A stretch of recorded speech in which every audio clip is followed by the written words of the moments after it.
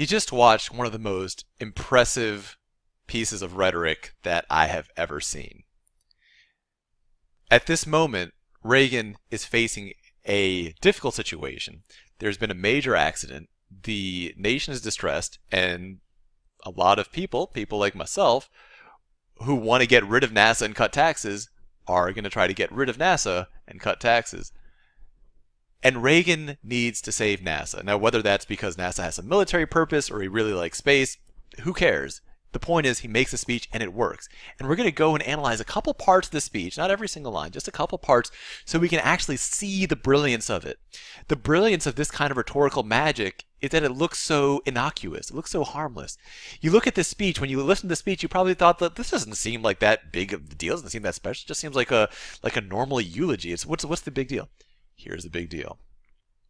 Let's look at the very beginning. What does he do? Today is a day for mourning and remembering. You might look at that and say, well, what's the meaning of that? That's not significant. That's hugely significant. It's a day for mourning and remembering. It's not a day for political debates. See, right now, after a major catastrophe like this, people who want to get rid of NASA will have the upper hand. So he's saying, yeah, it's not a day for that. It's a day for mourning and remembering.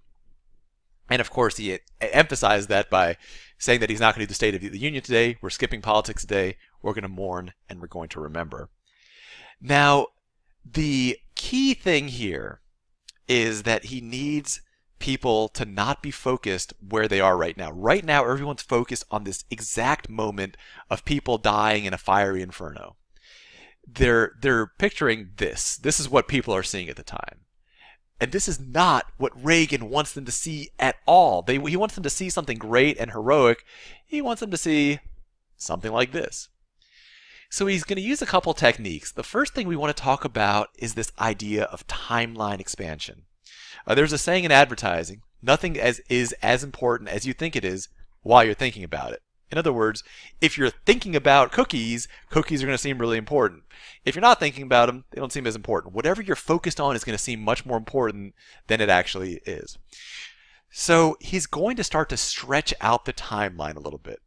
Right now, the total length of the timeline in people's minds is basically 2 seconds long, and it's this fiery inferno. So what does he do? He starts to move this back, and he does it so smoothly, so invisibly that you don't even realize it's happening. He moves back to 19 years ago. And now in this one beautiful moment, he's taken something that's 2 seconds long and made it 2 seconds in 19 years. He's extended the timeline of that we're thinking of to 19 years in the past. We've gone from 2 seconds to 19 years. And then it's going to get even better. He's now adding a few more years. He says for 25 years, the United States space program has been doing just that, wondering, dazzling us, etc. We've gone from 19 years to 25 years. Now, he's going to go in the other direction. We've gone to the past. We've gone from 2 seconds to 19 years to 25 years. Now we're going to add a little bit of future. The future doesn't belong to the brave. It doesn't belong to the faint-hearted. It belongs to the brave. On the surface, it's a platitude. It doesn't seem to mean anything at all. But what is it doing? Now it's extending the timeline into the future. We have 25 years in the past, some indefinite amount of time in the future.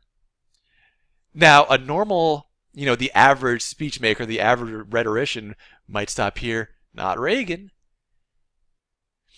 Reagan says on this day 390 years ago. See what he's done now? We've gone 19 years in the past, 25 years in the past, 390 years in the past. And also the indefinite future. So essentially what he's done is this. At the beginning, people are just seeing this tiny moment in time, this 2 seconds of fiery inferno. But now it's become part of this exploration that goes 400 years in the past, 390 years in the past, to infinity in the future. And it's this massive thing in which this tiny little thing is a little blip. Now, instead of this, we've now expanded the timeline. We're not going to stop there. No. He's going to make sure that the right image is in your mind. We will never forget them, nor the last time we saw them. This morning, that's when we're going to remember them, as they prepared for their journey and waved goodbye. Again, it just looks, when you hear it, when you hear it, just seems so harmless, just seems like so, like parental or grandfatherly. He makes it just subtly in there. He puts the exact image that he wants in your mind. So now, instead of seeing this is not what he wants. Now you're seeing this. That looks epic. It looks heroic. It looks awesome. That's what he wants people to be seeing. And he does that by using timeline expansion, by telling you literally what to imagine, and by shaping the discussion, saying that it's a day of mourning and remembering. Really, I would say the most clever bit in the speech is certainly the timeline expansion. You're going to go back to the worksheet that you're on right now, and we're going to do a few exercises with this so that you can really start to see how this style of rhetoric works. It's powerful, it's effective, and the most incredible thing about it is that it's so subtle. You don't even realize it's happening.